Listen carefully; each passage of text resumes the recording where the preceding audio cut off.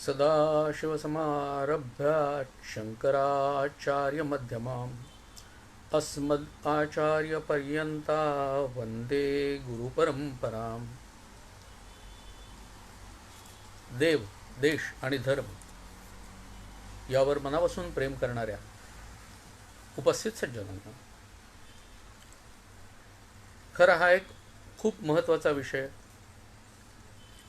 आज वरदानंद भारतींचं हे जन्मशताब्दी वर्ष चालू आहे.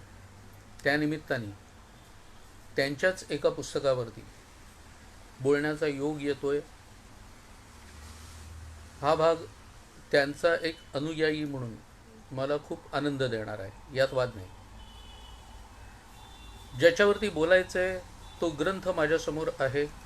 तो महाभारताचे वास्तव दर्शन आक्षेपांच्या संदर्भात. ही जी प्रत आहे ही 1993 मधली दुसरी आवृत्ती. पहिली आवृत्ती या ग्रंथाची आली होती ती 1970 मध्ये. हे आधीच का नमूद केलं की 1970 मध्ये पहिली आवृत्ती येऊन सुद्धा दुसरी आवृत्ती यायला एकतर इतका काळ जावा. बरं, त्याच्यामध्ये ज्यांचा ज्यांचा परामर्श घेतलेला आहे महाभारतावरून, त्या लेखकांनी त्यांच्या नंतरच्या काळामध्ये काही सुधारणा वगैरे केली का, हा सगळा भाग. आणि मुद्दाम हा विषय घेण्याचं कारण असे की महाभारत रामायण हे ग्रंथ आजही अनेक लेखकांना भुरळ घालणारे ग्रंथ आहेत, यात वाद नाही. आणि आज अप्पांनी म्हणजे वरदानंद भारतींनी याच्या पुढे त्यांचा उल्लेख मी फक्त संक्षेपामध्ये करणार. आम्ही सगळे त्यांना अप्पा म्हणायचो, त्यामुळे अप्पा याच यांनी करणार आहे. तेव्हा अप्पांनी या सगळ्यांचा समाचार घेतला. त्यावेळेला ते लेखक हयात होते, आता दुर्दैवाने नाहीयेत. पण अक्षर वाङ्मय, अक्षर वाङ्मय त्यालाच म्हणतात ना, जे अक्षर नष्ट होत नाही असं. त्यामुळे ते त्यांचे ग्रंथ आजही आहेत. बरं, कित्येक जण त्या ग्रंथावरून आपले ग्रंथ सजवत असतात. कारण मागे संदर्भ ग्रंथांची यादी पाहिली की आपल्याला अगदी सहजपणे ते दिसतं. पण मग आता कोणाला जर असं वाटलं की आपण रामायण महाभारत वगैरे या ग्रंथांवरती काहीतरी लिहावं, तर त्यांनी काही पथ्य निश्चितपणे पाळायला हवीत ना. मूळ ग्रंथात नसलेली विधानं अगदी सहजपणे ठोकून द्यायची. कशा करता? ग्रंथाला कमीपणा आणणारा हा भाग नसतो का? तर्कदुष्ट किंवा अतिशयोक्त अशा घटनांचं वर्णन करणं, सत्यापलाप करताना कल्पित घटना मात्र मान्य करणं, या सगळ्या दोषांच्या पासून खरं म्हणजे स्वतःला दूर ठेवायला पाहिजे. तसं होताना खरंच आपल्याला दिसतंय का? तर नाही दिसत. आणि म्हणून त्याबद्दलचा एक अभ्यास म्हणून महाभारताचे वास्तव दर्शन आक्षेपांच्या संदर्भात या ग्रंथाकडे अभ्यास पाहिजे. कारण कित्येक वेळेला असे सगळे भाग हे कुठे कुठेतरी पसरत असतात. मग ते पुस्तकांच्या ग्रंथांच्या ग्रंथ निर्मिती होत असते त्याच्यावरती काही काही आपल्याकडे व्हॉट्सअप आणि फेसबुक युनिव्हर्सिटीज असल्यामुळे त्याच्यामधून काही आपल्याला बोलणी ऐकायला मिळतात किंवा लेखन वाचायला मिळतं. यापैकी किती खरं आहे आणि किती खोटं आहे हे किती लोकांना माहिती असतं? आपण आपल्यापैकी किती जणांनी मूळ महाभारत किंवा मूळ रामायण हे वाचलेलं असतं? म्हणजे उत्तम अनुवाद. मी असं म्हणत नाही की संस्कृत मधलं, कारण प्रत्येकाला ते येतच असं नाही, त्यामुळे संस्कृत मधलंच वाचायला पाहिजे असं नाही. पण अधिकारी माणसांनी केलेले त्याचे अनुवाद असे आपण किती जणांनी वाचलेले असतात? मग तेच आपण कादंबरीवरती वगैरे विश्वास ठेवून ज्या वेळेला हिरिरीने भांडायला येतो त्यावेळेला आपण हे लक्षातच घेत नाही की आपण बोलतोय ते कादंबरीतलं आहे आणि ते प्रमाण नसतं. बरं, रामायण महाभारताकडे बघताना इतिहास आहे की काव्य आहे हे पहिल्यांदा आपण नक्की करायला पाहिजे की आपण दृष्टिकोनातून बघतोय. कित्येक जण त्याला इतिहास नसून महाकाव्य आहे असं मानतात. जर तसे मानत असलात तर मग त्याचा कालनिर्णय करत कारण शरम का घेता? त्या काढण्याचे त्या कवींचं अभिव्यक्ती स्वातंत्र्य नाहीये का? का तिथे मात्र स्वातंत्र्य नसतं आणि आपल्याला हवं त्याच वेळेला स्वातंत्र्य असतं? मग अशा वेळेला त्यातलं रामायण महाभारतातलं कोणतं पात्र कधी चुकलं, कोणी कोणावर त्याच्यावरती केलं जाणारं लेखन हे व्यर्थ असतं असं वाटत नाही? कारण कवीच्या कल्पना असू शकतो, पण सत्यशोधनाच्या नावाखाली आक्षेप घेणारे आपण नेमके कोण असतो? मग आपण असे आक्षेप का घेतो? दाखवताना जर उत्कट प्रसंगी प्रतिभेचा बहर आलेला असेल तर ती उत्तम रसनिर्मितीची साक्ष मानायला पाहिजे. कथा किंवा कादंबरी याच्या लेखकांना जे स्वातंत्र्य असतं ते व्यास आणि वाल्मिकींना द्यायला आपण मागे पुढे का होतो? दुर्दैवाने तसं दिसत नाही ना. महाकाव्य एकीकडे मानायचं, बरं का, मी आता काव्य या संदर्भात बोलतोय मुद्दा, महाकाव्य मानायचं आणि दुसरीकडे रामांना आरोपीच्या पिंजऱ्यात उभं करायचं, त्यांच्या चुका काढायच्या. खलनायक असलेल्या वाली, रावण किंवा शूर्पणखा यांचा गुणगौरव मात्र करायचा. सोशल माध्यमांवरून तसे संदेशही फिरवायचे. बरं, प्रसार माध्यम ही बहुतांश पुरोगामी लोकांच्या हातात असल्यामुळे त्याच्यावरून सुद्धा तशाच प्रकारचे लेख हे लिहायचे. हे कितपत योग्य?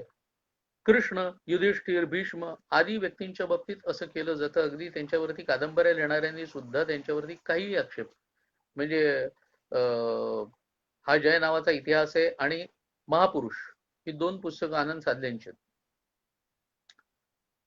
युधिष्ठिरावरती तर इतके नाना आक्षेप त्यांनी घेतलेले की इथपर्यंत की त्या अर्जुनाने त्याच्या पराक्रमामुळे द्रौपदी जिंकून आणली आणि कुंतीने सांगितलं तर युधिष्ठिराच्या अंगात पराक्रमच नव्हता, त्यामुळे त्याचं कधी विवाह होईल ते सांगताही येत नव्हतं. म्हणून त्यांनी अर्जुनाने त्याच्या पराक्रमाने मिळवलेली द्रौपदी 5 जणांची पत्नी म्हणून वाटून घ्यायला रुकार दिला. खरं म्हणजे बोलणं किंवा लेखन करणं हे कोणत्या प्रकारचं आहे हे आपण बघावं. कारण ज्यांनी महाभारत वाचलेलं असतं ना त्याला माहिती असतं की युधिष्ठिराला देविका नावाची पण एक पत्नी होती, शिबी नावाची कन्या होती तिच्यापासून झालेली, आणि यौधेय या नावाचा एक पुत्र सुद्धा होता. युधिष्ठिराच्या अंगात काहीच पराक्रम नव्हता किंवा तत्सम तो काही नव्हता असं समजण्याचं आणि असं मानून लिहिण्याचं कारण काय, आणि ते लिहिताना ही त्याची आणखी एक पत्नी होती हे लपवण्याचं कारण काय? पण असे विचार हे मनात येत नाहीत, सहज आलं उदाहरण म्हणून आपल्या समोर सांगितलं. तर या सगळ्यांना कृष्ण, युधिष्ठिर वगैरे या सगळ्यांना कुठेतरी आरोपीच्या पिंजऱ्यात उभं केलं जातं. चिकित्सा आणि सत्यशोधन या नावाखाली आता जो काव्याचा रचयिता आहे त्या काव्याच्या रचयितांनी ज्यांना खलनायक ठरवलंय किंवा रंगवलेलं आहे त्याला नायक ठरवणारे आपण कोण? आपल्याला तो अधिकार कोणी दिला? आणि रामायण आणि महाभारत हे जर काव्य असेल तर मग त्यांनी ज्यांना खलनायक ठरवलंय त्या खलनायकी वृत्तीचा गौरव करण्याचं कारण काय? अन्य कोणाच्या काल्पनिक व्यक्तिरेखांच्या मध्ये असा शोध हा आपण घेतो का? मग ते नाटक असू दे, चित्रपट असू दे, त्या वेळेला त्याच्या लेखकांना आपण ते सगळं स्वातंत्र्य बहाल केलेलं असतं ना. मग जर काव्य म्हटलं तर आपण अशा पद्धतीने या काल्पनिक व्यक्तिरेखा, अर्थात काव्य म्हटल्यानंतर काल्पनिक व्यक्तिरेखा म्हणायला पाहिजे. मग त्यांना आपण तसं स्वातंत्र्य का देत नाही हा कळीचा मुद्दा आहे असं आपल्याला वाटत नाही? मग एकदा महाकाव्य मानल्यानंतर त्यातल्या व्यक्ती, त्यातल्या घटना, त्यांचे पराक्रम, त्या व्यक्तींचे पराक्रम, त्यातलं त्यांचं शिक्षण, त्यातले खलनायक, त्यातला नायक, या सगळ्याच्या बाबतीत जो रचयिता आहे त्याचंच शब्द हा प्रमाण, त्याचा शब्द प्रमाण हा मानायला नको? तो तसा आपण मानतो का? जर त्याचा शब्द प्रमाण असेल तर व्यास किंवा वाल्मिकींच्या बद्दल चर्चा का आणि त्याच्यावरती लिहिलं का जातं?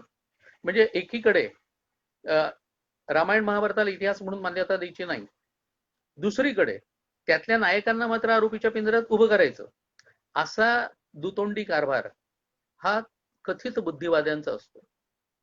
आणि आता दुसरी गोष्ट, आमच्याकडे रामायण आणि महाभारतांना परंपरागत काव्य इतिहास म्हणजे काव्यातून सांगितलेला इतिहास.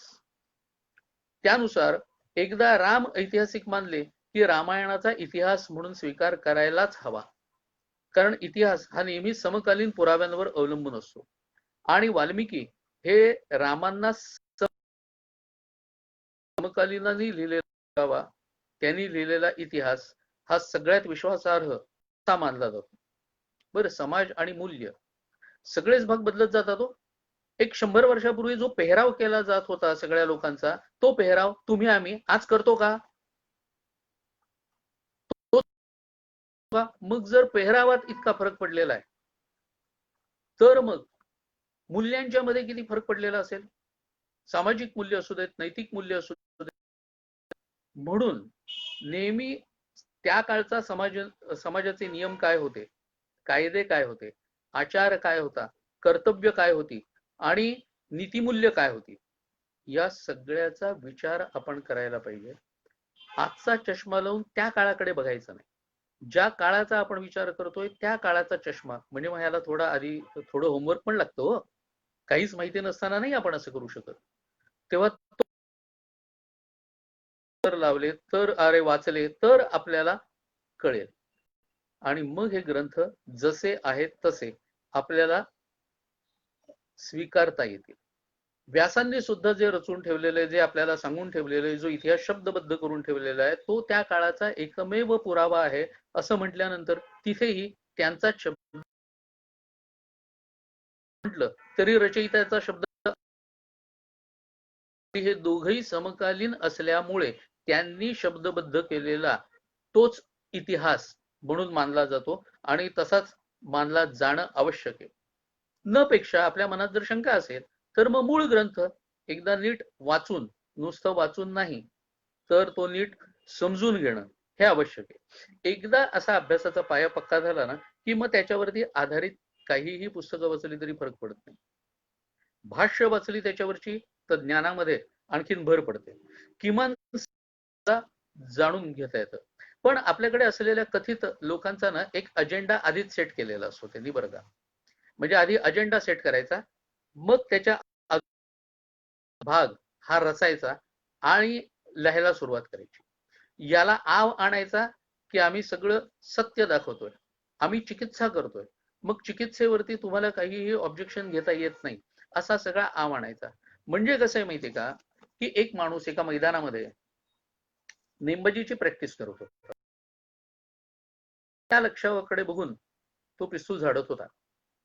बाजूने एक आला असाच रिकामटेकडा बघणारा, आणि याचा नेम हा नवीन नवीन करत होता काम, नेम चुकायला लागला. पहिली गोळी झाडली, नेम चुकला. हा बाजूला उभा होता, तो ख्या ख्या ख्या करून हसला. याने चिडून त्याच्याकडे पाहिलं, काही बोलला नाही. दुसरी गोळी झाडली, परत नेम चुकला, हा परत हसला. यांनी वैतागून त्याला विचारलं, तुला येतंय यातलं, नेमबाजीतलं तुला येतंय?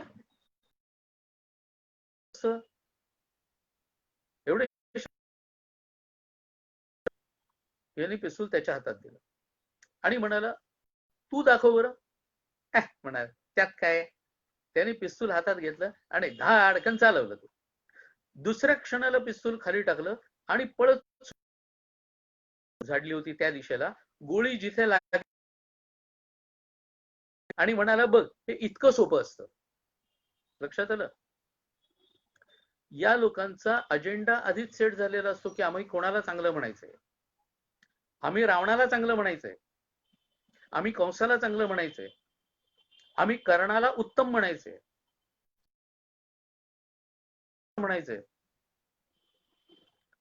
म्हणजे आम्ही पात्र ठरवलेली आहेत ही चांगली असं म्हणायचं. त्यांच्या भोवती आम्ही वर्तुळ काढायचंय आणि दाखवायचंय की आम्ही कशा रीतीने सत्य चिकित्सा करतोय.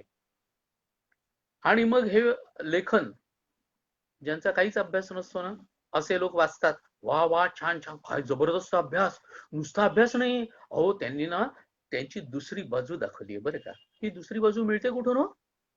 माझ्यासारख्या नेहमी प्रश्न पडतो की दुसरी बाजू मिळते कुठून. जर रामायण आणि महाभारतामध्ये सर्व स्वच्छ दिलेलं आहे तर त्याच्यात नसलेली दुसरी बाजू म्हणजे व्यासांनी लिहिलेली नाही, व्यासांना माहितीही नाही, ती बाजू यांना कर्णपिशाच्याने येऊन सांगितलेली असते का? यांचा अभ्यास जास्त असतो. बरं, अभ्यास जास्त असण्याबद्दलही आमचं काही म्हणणं नाही, पण किमान मूळ श्लोकांशी प्रतारणा तरी करू नये, जोडून तोडून तरी प्रसंग घेऊ नयेत. अमुक ठिकाणचा श्लोक त्याचा आधार घ्यायचा, तमुक घटना लिहायची, किमान असं तरी करू नये. याला मी वैचारिक व्यभिचार म्हणतो. या वैचारिक व्यभिचार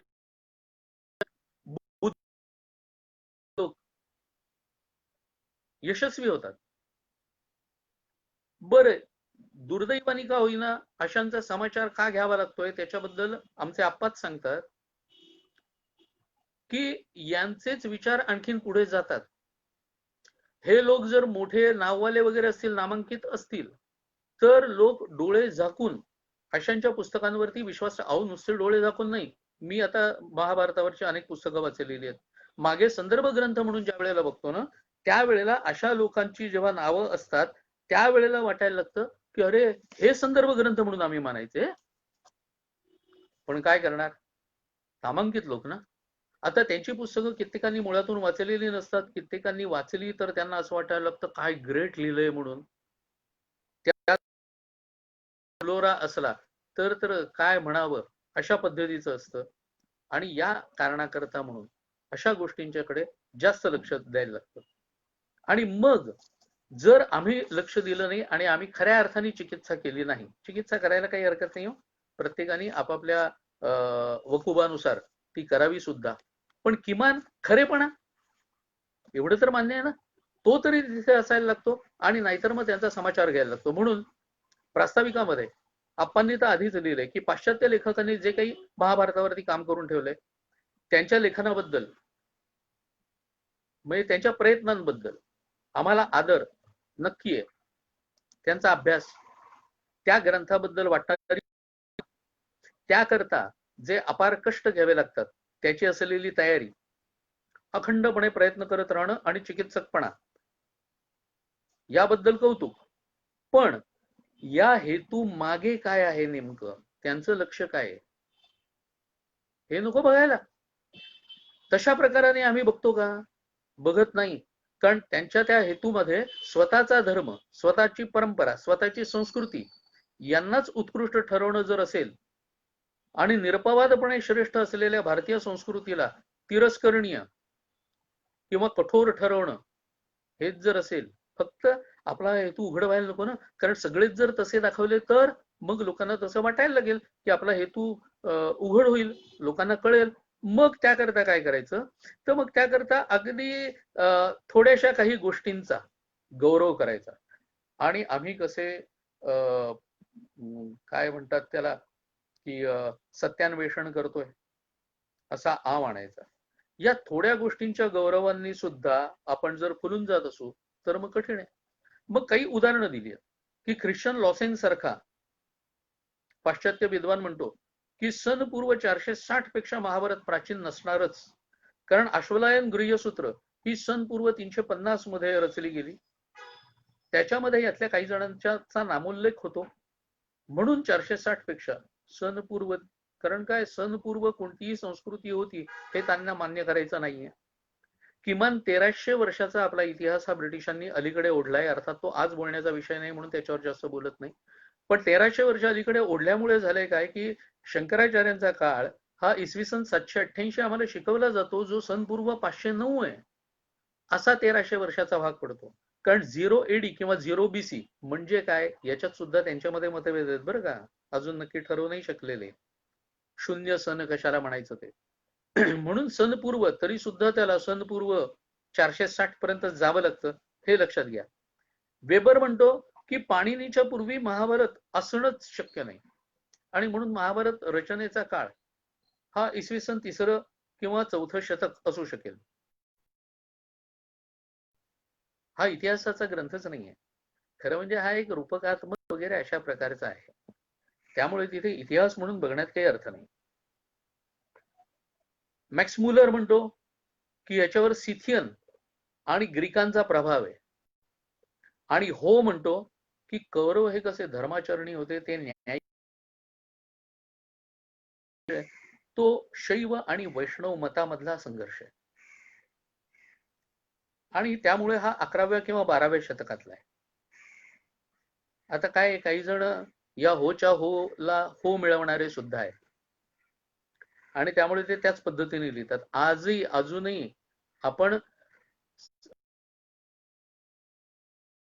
मानसिकता अजूनही गुलामगिरीची त्यामुळे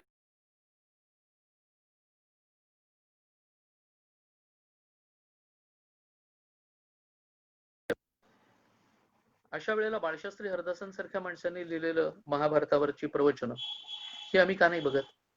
हे सगळे भाग असेल की हे आपण मुद्दाम वाचण्यासारखे, पण हे आम्ही कितपत वाचतो याचा ज्याने त्यांनी विचार करावा.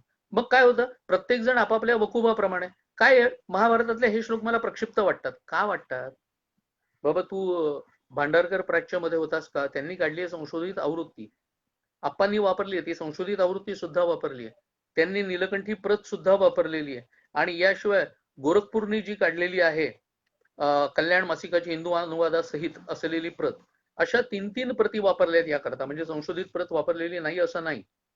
याच्याशिवाय मी करतो ते संशोधन असंही म्हणणारे लोक आहेत. मग मला वाटतं अमुक श्लोक हा प्रक्षिप्त असेल, मग दुसऱ्याला वाटतं नाही नाही तमके श्लोक प्रक्षिप्त असतील. असं जर प्रक्षिप्त म्हणून महाभारतातलं सगळं काढायला लागलो ना, तर महाभारतात एकतरी श्लोक राहील की नाही असं आपण विचारतात. आणि मग त्याच्याकरता ते एक छान दृष्टांत देतात. ते म्हणतात काय झालं, एका माणसाने मध्यम वयात आल्यानंतर आणखी एक लग्न केलं.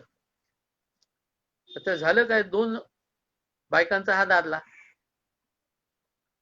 थोरली जी होती तिला असं वाटायचं की आपला नवरा आता उतार वयाकडे लागलेलो आहे, मध्यम वय तर काय होऊन गेलं, उलटून गेलंय, त्यामुळे आपला दादला हा तरुण दिसायला नको, म्हणून ती त्याचे पांढरे केस उपटायची. आणि जी तरुण होती काळे केस उपटायची. आणि जी तरुण होती तिला असं वाटायचं की आपला दादला हा म्हातारा दिसायला नको, म्हणून ती पांढरे केस उपटायची. आता ही काळे केस उपटायची, ती पांढरे केस उपटायची, शेवटी ह्याच्या डोक्यावर काय शिल्लक राहिलेलं असेल? अशी अवस्था महाभारतासारख्या ग्रंथाची होऊ शकेल. प्रत्येकाने सगळेच जर प्रक्षिप्त प्रक्षिप्त प्रक्षिप्त असं करून जर ठरवायला लागले तर. म्हणून आप्पा म्हणतात, माझ्या दृष्टीने मला असं वाटतं की शिवरायांच्या इतिहासावरचं जसं कवीवर परमानंदांचं शिवभारत आहे, तसंच कुरुकुल इतिहासावरचं महर्षी व्यासांचं महाभारत आहे. तेव्हा या लेखनामागची जी प्रेरणा आहे तीही त्यांनी सांगितली की या लेखनामागची प्रेरणा ही आवश्यकतेच्या पोटी निर्माण झालेल्या कर्तव्याचे, हे मुद्दाम लक्षात ठेवा. कारण काय, हे कर्तव्य तुमच्या आमच्या पिढीला सुद्धा याच्या पुढे पार पाडायला हवंय. हे एक विचारांचं बॅटन आपल्या हातात दिलेलं आहे. त्यामुळे आणखीन लोक लिहितायतच. गेल्या 70 वर्षामध्ये अनेक गोष्टी लिहितात. त्यामुळे हे पाहिल्यानंतर कुरुंदकरांसारखा माणूस, कुरुंदकरांना तर आपण खूप विचारपूर्वक लिहिणारे वगैरे असं म्हणतो, पण कुरुंदकरांसारखा माणूस सुद्धा जेव्हा म्हणतो की रुक्मिणी हिच्या नावातच रुक्म आहे, कारण तिचा झालेला राक्षसी विवाह आहे, भगवंतांनी तिला आणलेली आहे ना, श्रीकृष्णाने तिला पळवून आणलेली आहे, त्यामुळे तिच्यासह सोन्या नाण्याची भरपूर लूट त्यांनी आणली, म्हणून तिला म्हटलं जायचं रुक्मिणी. कारण रुक्म याचा अर्थ सोनं, त्यामुळे तिच्याबरोबर भरपूर सोनं आणलं, हे याच्यातून प्रतीत होतं. अप्पांनी त्याच्यावरती त्यांना फक्त एवढाच प्रश्न केला की जर तसं असेल तर तिच्या 4ही भावांची नावं रुक्म याच्यापासूनच चालू होतात, त्याचं काय? म्हणजे मग हे लोक कसा बुद्धिभेद पसरवतात. कारण सर्वसामान्य माणसाला रुक्मिणीच्या 4 भावांची नावं कुठे माहिती असतात? एक रुक्मी माहिती असलं ना तिच्या मोठ्या भावाचं तरी खूप झालं, पण ही माहिती नसतात. ती रुक्म यापासूनच सुरू झालेली आहेत, हे लक्षात घ्या. तेव्हा असा बुद्धिभेद ज्या वेळेला होतो ना, त्यावेळेला ही भावना आवश्यकतेच्या पोटी निर्माण झालेल्या कर्तव्याची असं ते म्हणतात. आणि त्याच्यापुढे प्रांजळपणाने सांगतात की जी विधानं असत्य, विकृत किंवा अतिशयोक्त वाटली ना, त्याचं मी परीक्षण केलंय.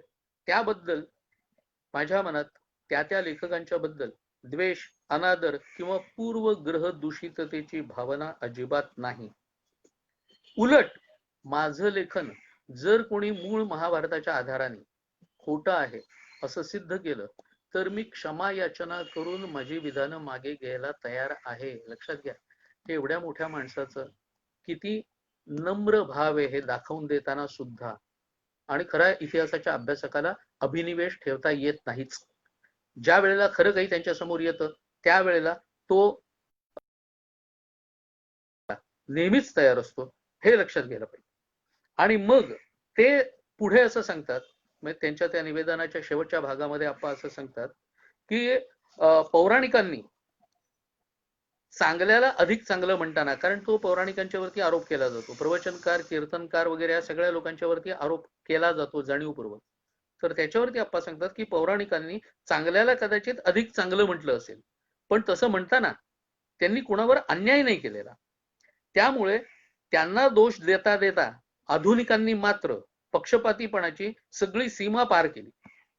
सत्य शोधनाच्या नावाखाली, सत्य शोधनाच्या मार्गावर सनातनी पंडितांनी जर चांगल्याच्या गौरवाचे ढीग रचले असतील, तर आधुनिकांनी दुष्ट व्यक्तींच्या नावाने तेच करून पक्षपात, विडंबन आणि असत्याचे खोल खड्डे खणून ठेवलेले आहेत. त्याचं काय? गौरवाच्या दगडाचे ढीग बाजूला करता येतात हो, पण मार्गावरती जर असे खड्डे पडलेले असतील ना, तर ते खड्डे मात्र भरून काढणं हे किती कठीण पडतं याचा ज्यांनी त्यांनी विचार करायचा, तर आपल्याला कळेल. आणि नाहीतर मग या लेखकांचा जो असत्य प्रयोग आहे तो आपल्याला कळणार नाही. आणि याकरता आपणनी जे इथे पुस्तकं वापरली आहेत, ज्यांच्या पुस्तकांना त्यांनी उत्तरं दिलेली आहेत, ते लेखक कोण आहेत? त्या काळचे गाजलेले लेखक होते. अनेकांची नावं आपल्याला माहिती आहेत. ते लेखक आहेत आनंद साधले, मगाशी उल्लेख केला मी त्यांचा. त्याच्यानंतर दुर्गाबाई भागवत आहेत, ज्यांनी व्यासपर्व लिहिलेलं आहे. त्यांचं ते व्यासपर्व अगदी छोटेखानी पुस्तक आहे, तरी ते पुस्तक अनेक जण संदर्भ ग्रंथ म्हणून लिहितात, कारण त्याच्या मागे दुर्गाबाई भागवत या नावाचं वलय आहे. मानववंशी शास्त्रज्ञ असलेल्या इरावतीबाई कर्व्यांचं युगांत नावाचं पुस्तक आहे, हे याच्यात बद्दलही त्यांनी लिहिले. आणि शंके पेंडशांचं महाभारतातील व्यक्तिदर्शन जाडजूड आहे, 750 पानाचं वगैरे ते. ही 3 महत्वाची म्हणून त्यांनी तिथे निवडली आहेत. याशिवाय ललित साहित्यिक जे आहेत त्यांच्याही काही काही विधानांची परीक्षणं केली आहेत. म्हणजे महापुरुष ही कादंबरी नंतर कर्णावरती साधल्याने लिहिलेली आहे. मृत्युंजय ही कादंबरी लिहिलेली आहे शिवाजी सावंतांनी. कौंतेय लिहिलेलं आहे विवा शिरवाडकरांनी. अशाही गोष्टींचा त्यांनी त्याच्याबद्दलही त्यांनी आणि मूळ ग्रंथाधारे समाचार घेतलेला आहे. याशिवाय माधव मनोहरांनी नवशक्तीमधून 4 लेख लिहून या वास्तवदर्शनवरती टीका केली होती. टीका करायची म्हणून ती टीका केली असं ते लेख वाचताना मला वाटत राहतं बरं का. तेव्हा त्याही लेखांना त्यांनी उत्तरं दिलेली आहेत. आणि मग काही लहानसहान अशा प्रकारचे तत्कालीन काही लेख होते, त्या लेखकांना, डिंगऱ्यांचं आहे, भागवतांचं आहे, यांना उत्तरं दिलेली. 360 पानाच्या या ग्रंथामध्ये सगळ्यात जास्त भाग मात्र जो व्यापलेला आहे तो कर्णाने व्यापलेला आहे. त्याच्याकडे मी नंतर येतो. पण त्याच्या आधी किमान आनंद साधलेंनी हे पुस्तक प्रकाशित झाल्यानंतर, लक्षात घ्या 1970 मध्ये या पुस्तकाची पहिली आवृत्ती प्रकाशित झाली आहे. हे पुस्तक प्रकाशित झाल्यानंतर आनंद साधलेंनी किमान पत्र तरी पाठवलं आणि दखल घेतली. इरावतीबाईंनी पुस्तकात काही चुका झाल्यात संदर्भाच्या, हे मान्य केलेलं होतं, कारण केसरीमध्ये त्याच्यानंतर त्यांचे लेख आणि आप्पांचे त्याला प्रतिवाद करणारे लेख असे यायचे.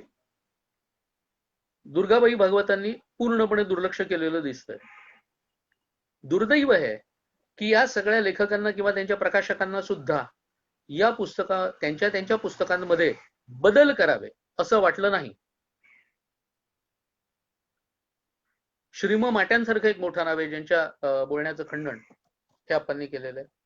पण या लेखकांना आपल्या म्हणजे काय की तुम्ही काही लिहिलं तरी आम्ही तिकडे बघणारही नाही, कारण काय आमची पुस्तकं जात आहेत, भरपूर खप होतोय त्याचा. आज 20-20 आवृत्त्या त्या पुस्तकांच्या होत आहेत. आणि वास्तवदर्शनची मात्र दुर्दैव, मला अतिशय खेद होतो हे सांगायला, आज मला असं वाटतं त्याची 3री आवृत्ती असेल. म्हणजे जे पुस्तक प्रामाणिकपणे सांगतं महाभारतात काय आहे, आम्हाला हे नकोय का? आम्हाला बुद्धिभेद करणारच लेखन हवंय का? कारण जिथे जातो तिथे कोणीतरी असं भेटतं की ते विचारतं, अहो तुम्ही मला ना महाभारतामधलं सगळ्यात आवडतं पात्र म्हणजे कर्ण आहे. म्हटलं बरं असू दे, कोणाचं काय असावं याच्याबद्दल मी कोण ठरवणार, ज्याचं त्याचं मत स्वातंत्र्य. म्हटलं बरं छान, नाही पण का असं नाही विचारलं? म्हटलं मी कोणतं आवडतंय ते तरी कुठे विचारलं होतं, तर का असं विचारू? मग आपणच सांगायला सुरुवात केली जाते, तुम्ही त्या अमक्यांची कादंबरी वाचली आहेत का? म्हटलं हो वाचली. काय सुंदर लिहिली आहे ना? खरंच छान लिहिली. भाषा सौंदर्य अप्रतिम आहे, वादच नाही. त्यामुळे ना कर्णाकडे बघण्याची माझी दृष्टी बदलून गेली. आधी कधी कर्णाकडे बघितलं होतं म्हटलं, याच्या आधी बघितलं होतं का? बघण्याची दृष्टी बदलून गेली, याचा अर्थ आधी बघितलेलं असतं आणि मग दृष्टी बदलते ना. हा नाही म्हणजे काय की त्यामुळे तो अधिक प्यारा वाटायला लागला, अधिक चांगला वाटायला. अरे म्हटलं ते त्या लेखकाचं यश आहे. तुम्ही मूळ महाभारत वाचलेत का? नाही, काय त्यात वाचायचं ना, त्यात जे म्हटलंय तेच यांनी लिहिलेलं असणार आहे ना. कदाचित यांनी आणखीन दुसरी बाजू, मगाशी मी म्हटलं तसं आणखीन दुसरी बाजू. कशाच्या आधाराने दुसरी बाजू? म्हटलं नाही, तुम्ही जी कादंबरी वाचलीत ना, त्या कादंबरी मधला कर्ण हा त्या लेखकाचा कर्ण आहे, व्यासांचा नाहीये, तुम्हाला कितीही आवडलेलं असलं तरी. पण हा सगळा भाग आणि हे भान ठेवलं जातं का, हा विचार ज्यांनी त्यांनी करायचा, म्हणजे आपल्याला उत्तर मिळेल, अन्यथा नाही मिळणार. कारण खरं बोललेलं आजकाल नको असतं, खोटं असलेलं मात्र चमकत राहतं. दुर्गाबाई भागवतांच्या व्यासपर्वाचा परामर्श घेताना आपण सुरुवातीला जे काही त्या प्रकरणामध्ये लिहून ठेवलंय ना, ते फार महत्वाचं आहे. कारण दुर्गाबाईंचं भाषा सौंदर्य, लालित्य खूप छान आहे. आणि म्हणून त्या लालित्यपूर्ण भाषेतच आप्पा त्याच्याबद्दल मत व्यक्त करताना असं म्हणतात की व्यासपर्व हे पुस्तक एक ललित कृती एवढ्या निरुपद्रवी स्वरूपाचं असतं, तर श्रीमती दुर्गाबाईंच्या लालित्यपूर्ण लेखन काव्य रसात घोळून निघालेल्या मधाळ शब्दांचा कुशल नर्तकीच्या पदविन्यासाप्रमाणे स्वरमाधुर्याचे झंकार गुंजवणाऱ्या तालबद्ध वाक्यरचनेचा जेवढा गौरव करावा तेवढा थोडाच, असं मी हे आनंदाने म्हटलं असतं.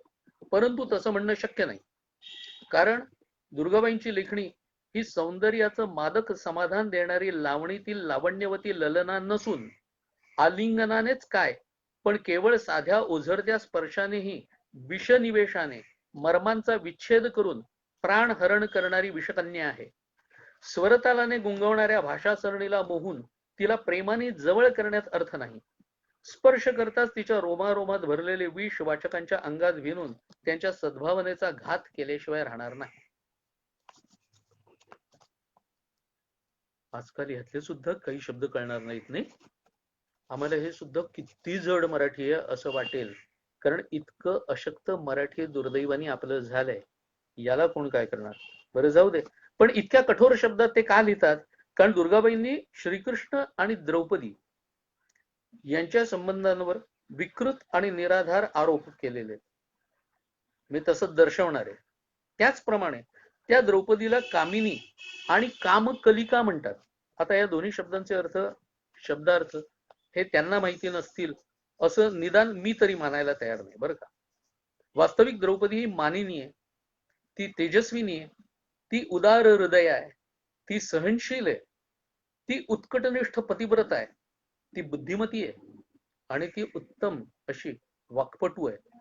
पण तरीही अशा पद्धतीने लेखन करणं, आणि ज्या द्रौपदी आणि कृष्णाच्या वाईट संबंधांवरती तुम्हाला एक अक्षर सुद्धा महाभारतामध्ये दिसत नाही, सापडणार नाही, तरी सुद्धा 2 पानांमध्ये अतिशय लालित्यपूर्ण भाषेमध्ये कुत्सित शंका व्यक्त करून त्या दोघांच्या नात्याबद्दल व्यासाने मुग्धता राखली आहे, असं एक विधान सहजपणे तुमच्या डोक्यामध्ये गोंधळ निर्माण करून देणार असं सोडून द्यायचं, याला आपण नेमकं काय म्हणणार? बरं, कृष्णाबद्दल लिहिताना सुद्धा तो शरीराने आणि वासनेनेही आदमच्या जवळचा आहे असं वाक्य त्या सहज फेकतात. आता बायबल मधली आदमची कथा ज्यांना ठाऊक आहे ना, त्यांना वेगळं सांगायला नको. पण शरीर आणि वासनेने कृष्ण आणि ऍडम यांच्यामध्ये नेमकं कोणतं साम्य आहे हो? बरं, असं विधान करायचं तर ते साम्य सांगायला पाहिजे की नाही? दुर्गाबाई साम्य सांगत नाहीत, त्यात एवढं वाक्य फक्त लिहितात आणि पुढे निघून जातात. म्हणजे अशा प्रकारची काहीतरी बोल्ड विधानं करण्याची खरं म्हणजे त्यांच्यासारख्या विदुषीला गरज आहे का? लक्षात घ्या, मी फक्त व्यासपर्व एवढ्या एका पुस्तकाबद्दलच बोलतोय, कारण खुद्द आप्पांनी जिथे सांगितलेलं आहे तिथे मी त्यांच्या अन्य पुस्तकांच्या बद्दल बोलणारही नाहीये. आणि या एका पुस्तकावरून, पुस्तकाच्या शीतावरून त्यांच्या अन्य पुस्तकांच्या भाताची परीक्षा कृपया करू नका. त्या विद्वान होत्या यात वाद नाही. आता फक्त व्यासपर्व एवढ्या पुरतच बोललो आणि सांगितलं, तर अशी व्यासपर्व मधली अनेक अनेक उदाहरणं देता येतील, पण तोच केवळ विस्तारभय होत जाईल, म्हणून मी तिथे थांबतो. ते मुळातलं प्रकरण हे सांगण्याचं कारण काय की महाभारताचं वास्तवदर्शन आक्षेपांच्या संदर्भात हा ग्रंथ मुळातून वाचण्याची तरी उत्सुकता निर्माण व्हावी. ज्यांनी वाचला नसेल त्यांनी आवर्जून वाचावा एवढ्या कारणाकरता. दुसरं एक वानगी दाखल मानववंश शास्त्रज्ञ असलेल्या इरावतीबाई कर्व्यांचं युगांत, या युगांतामध्ये जागोजागी खरं म्हणजे इतकी इतकी प्रतारणा आहे महाभारताशी, काही गरज नसताना काही ठिकाणी त्या महाभारताशी अतिशय प्रामाणिक राहून लिहितात आणि काही ठिकाणी महाभारताची काही गरज नाही अशा पद्धतीने त्या लिहितात. म्हणजे कुंतीची कीव येऊन तिच्याबद्दलचा जो निबंध आहे त्यांचा, म्हणजे जे प्रकरण आहे त्याच्यामध्ये धादांत खोटी विधानं सहजपणे त्यांनी केली. म्हणजे सांगताना तर सांगितलं ती आडव्या अंगाची आणि जाडजूड होती म्हणून तिचं नाव म्हणे पृथा असं ठेवलं. आता पृथा म्हणजे जाडजूड असा अर्थ कुठे मिळाला? आणि त्या काळामध्ये नाव साधारणपणे 12व्या दिवशी ठेवलं जायचं ना, नामकरण विधी 12व्या दिवशी. मग 12व्या दिवशीच ती एवढी जाडजूड होती म्हणून तिचं नाव पृथा ठेवण्यात आलं. बरं, त्याच्यानंतर ती कुंती भोजाकडे दत्तक गेली वगैरे हा सगळा भाग आपल्याला माहिती होता असतो, म्हणून तिचं नाव नंतर कुंती असं सुद्धा एक पडलेलं आहे. तर त्या म्हणतात की भोजाने तिला घेतलं ते खाष्ट ऋषींची सेवा करण्याकरता आणि लग्न लावलं ते एका व्यंग असलेल्या माणसाबरोबर. ही दोन्ही विधानं निखालस खोटी आहे. भोजाने तेवढ्या पुरतं घेतलेलं नव्हतं, ती लहानपणीच दत्तक गेलेली होती. आणि दुर्वासांसारख्या ऋषींची सेवा करते वेळी ती चांगली मोठी होती, जाणती होती, लहान नव्हती. पण हेही बघायचं नाही. आणि कुंतीनी पंडूला स्वयंवरामध्ये वरलेलं होतं. त्या पंडूचं वर्णन महाभारतामध्ये काय केलंय माहितीये का? पंडूच्या बद्दल बोलताना महाभारतकार म्हणतात, व्यासांनी वर्णन केलंय, सिंहदंष्ट्र, वृषभाक्ष, महाबल, मनस्वी, गजस्कंध, नरव्याघ्र अशा प्रकारची विशेषणं लावून त्याशिवाय दैप्यमानमिव श्रिया म्हणजे अत्यंत तेजस्वी अशा प्रकारचं वर्णन असलेल्याला या अगदी खुशालपणे व्यंग असलेला माणूस असं सहज ठरवून टाकतात. बरं, महाभारतामध्ये कोणाचंही गौप्य लपवलेलं नाही असं एकीकडे म्हणत म्हणत विदुराच्या आणि युधिष्ठिराच्या नात्याला मात्र ते पितापुत्र असल्याचं खुशाल लेबल लावतात. का? तर महाभारतातच म्हटलेलं ना, विदुर हे यमाचे अवतार आणि युधिष्ठिरही यमाचा अवतार आहे म्हटल्यानंतर एक यम एवढाच भाग धरला आणि या दोघांच्या मध्ये पितापुत्र करून टाकलं. पण या अशा प्रकारचे संबंध, अहो नियोगाचे सुद्धा काही नियम असायचे. याला सगळ्याला धाब्यावर बसवलंच, पण अधिक विदुर आणि कुंती यांच्याबद्दल असं बोलावं याचं जास्त वाईट वाटतं. भीष्मांवर सुद्धा लिहिताना तो 10 दिवस लुटुपुटीची लढाई खेळला असा आरोप त्या सहजपणे करतात. मी रोज 10,000 वीरांना मारीन ही भीष्मांनी केलेली प्रतिज्ञा त्या 10 दिवसाची दैनंदिनी त्या ज्या देतात ना त्याच्यामध्ये मात्र त्या द्यायला विसरून जातात. या भीष्मांच्या पराक्रमामुळे काही काळ पांडवांच्या सेनेची भीतीने गाळण उडली होती असं महाभारतामध्ये नमूद आहे.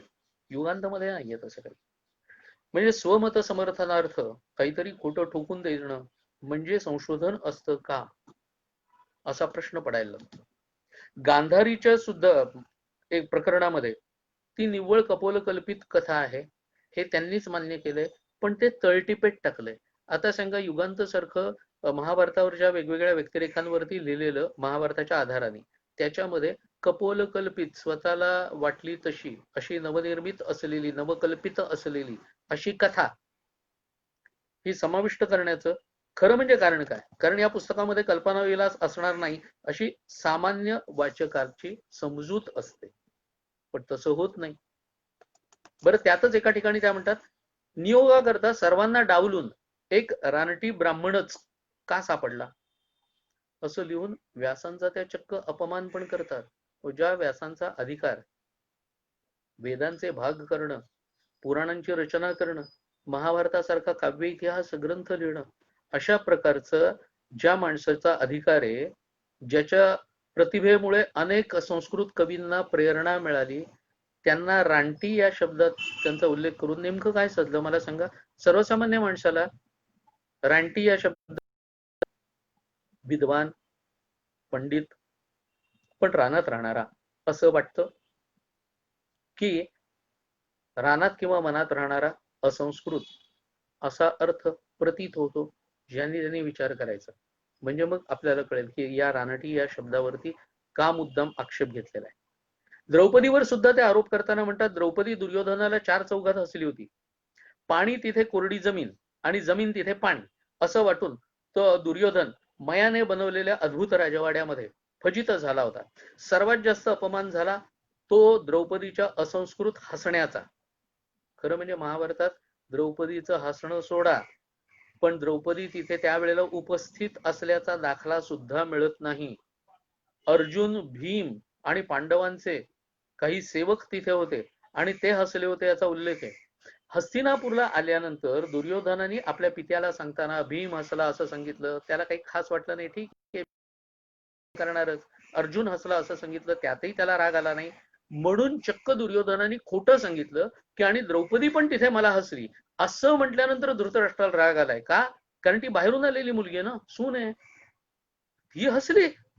म्हणजे थोडक्यात धृतराष्ट्राला राग यावा याकरता दुर्योधनाने मारलेली थाप आहे, जी द्रौपदी मुळातच तिथे नाही. तिचं हे हसणं आणि त्यात असंस्कृतपण मिळणं काय अर्थ आहे? कृष्णाबद्दल लिहिताना त्या म्हणतात की कृष्णाची महत्वाकांक्षा होती ती म्हणजे वासुदेव होण्याची. आता वासुदेव होणं हे काय प्रकरण आहे? वसुदेवाचा मुलगा म्हणून कृष्णाला वासुदेव म्हणतात, हे आपल्या तुम्हा आम्हाला सगळ्यांना माहिती हो. पण यांनी वासुदेव होणं हा एक काय वेगळा भाग काढलाय तो नेमकं. महाभारतातल्या व्यक्तिचित्रणाकरता जैन वाङ्मयातील आधार उपयोगाचे नाही हे द्रौपदीवरच्या निबंधात त्या लिहितात. पण मग कृष्णाच्या वासुदेवत्वासाठी मात्र त्या जैन साहित्याचा खुशाल आश्रय घेतात. एकीकडे नाही म्हणायचं, दुसरीकडे त्या साहित्याचा आश्रय घ्यायचा, हे नेमकं काय? आणि ते कशा करता? तरी सुद्धा एक पौंड्रकाची कथा आहे, आपल्याला माहिती आहे. तो पौंड्रक स्वतःला कृष्णासारखा वेश करायचा आणि तो स्वतःला वासुदेव म्हणून घेत होता.